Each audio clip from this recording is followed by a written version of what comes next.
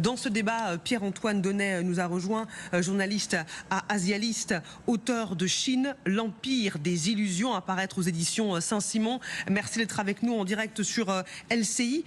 Quelles sont les marges de manœuvre de la France dans sa capacité à pousser Xi Jinping à faire plier Poutine? Est-ce qu'il y a seulement intérêt, le président chinois?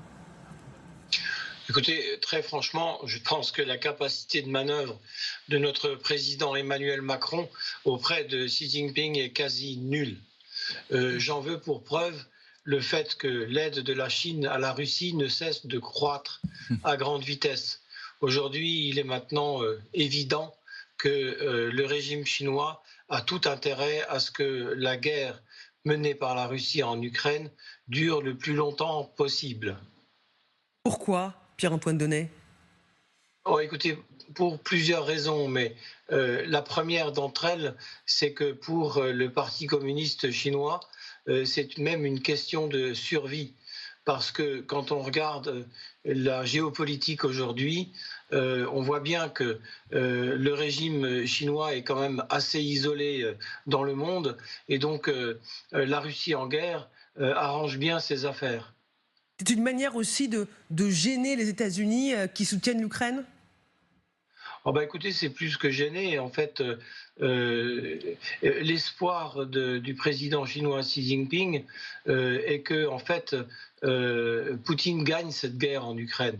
Ça, c'est assez évident aussi.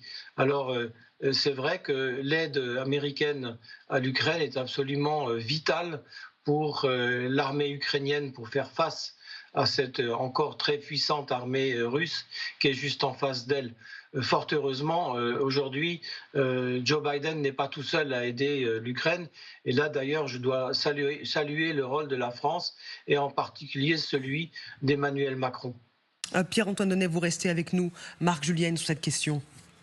Oui, je pense qu'en fait, on comprend mal la position de la Chine et c'est ce que révèle la position de l'Élysée, en fait, de dire qu'à la fois on veut que Xi Jinping nous aide à faire pression sur Vladimir Poutine et d'un autre côté, on veut le dissuader d'aider davantage Vladimir Poutine. Donc, il faudrait qu'on s'entende. Oui. Est-ce qu'il peut nous aider, nous? Est-ce qu'il s'apprête à aider Vladimir Poutine?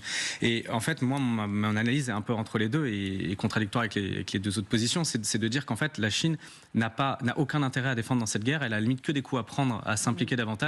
Et ce qu'elle cherche à faire depuis le début du conflit, c'est rester le plus en dehors possible. C'est Pékin first. C'est ça, c'est Pékin first. Elle considère que c'est une guerre entre Européens. Elle considère aussi, et ça elle nous le dit extrêmement explicitement, que les Européens, l'OTAN, a une lourde responsabilité dans cette guerre. Jamais elle ne condamne ou elle met en cause Vladimir Poutine, alors que c'est quand même lui qui a envahi l'Ukraine. Mais en revanche, elle ne cesse de nous dire, oui, mais vous, les Européens, il faudrait que vous réfléchissiez un petit peu à tout ce que vous avez fait et où est-ce que vous avez fait des erreurs qui ont pu conduire à cette guerre-là. Donc en fait, elle nous le dit clairement, elle considère que ce n'est pas sa guerre, elle n'y est pas partie, et en fait c'est à nous de la régler puisqu'on a une part de responsabilité. Et donc je pense qu'il ne faut pas du tout attendre quoi que ce soit de la part de Pékin, non pas parce que c'est la capacité diplomatique du président ou ses compétences diplomatiques, mais simplement parce qu'en fait, si on comprend les intérêts de Pékin et quelle est la stratégie de Pékin, c'est surtout de ne pas s'impliquer. Et on voit ce que fait la Chine depuis le début du conflit, c'est quoi? C'est publier régulièrement des positions gouvernementales, notamment qu'on appelle parfois ici complètement à tort des plans de paix, oui, et qui sont en fait juste des rappels de position générale diplomatique de la Chine. Ça a été aussi désigné un envoyé spécial qui s'appelle Monsieur Li Hui et qui est venu 2 fois en Europe, qui a fait plusieurs pays et qui en fait, plutôt que de venir essayer de faciliter un dialogue entre la Russie et les pays européens, en réalité vient délivrer les éléments de langage de la Russie. Et puis ça a été la concession de Xi Jinping l'année dernière, après la rencontre avec le président Macron, d'appeler Zelensky. Victoire diplomatique pour la France, peut-être, mais qu'est-ce que ça change? Qu'est-ce que ça change? La Chine donc ne s'implique pas, va continuer de ne pas s'impliquer le plus longtemps possible. Et je crois que le plus tôt on le comprend, le plus tôt on sera efficace dans la compréhension du conflit et du rôle que peut jouer la Chine. Pierre-Antoine Donnet, vous nous dites que c'est dans l'intérêt de la Chine que cette guerre en Ukraine dure longtemps, mais elle n'a quand même pas envie que ça dérape jusqu'à l'utilisation de l'arme nucléaire. Quand Poutine a agité cette menace, Pékin l'avait freiné. Écoutez, je crois que c'est en fait le seul véritable point de désaccord entre Pékin et Moscou. Parce qu'en effet, cette espèce de chantage nucléaire brandi de façon régulière par Vladimir Poutine dérange beaucoup le régime chinois. Il ne veut pas d'une guerre nucléaire. Et là-dessus, la propagande chinoise a toujours été absolument la même. C'est-à-dire, non, n'arrivez pas à ce point de rupture qui serait désastreux pour le monde entier. Dans le rapport de force, Pierre-Antoine Donnet, Pékin, Moscou, qui tient l'autre, si je puis dire? Ben écoutez, là, je crois que c'est assez clair pour tout le monde.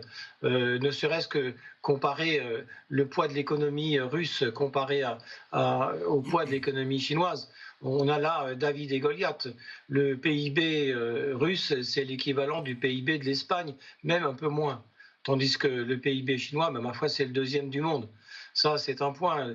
D'un autre côté, la Chine en profite très largement sur le plan géopolitique, parce que la sphère d'influence russe en Asie centrale est en train de s'effacer au profit de la Chine, qui en tire beaucoup de bénéfices.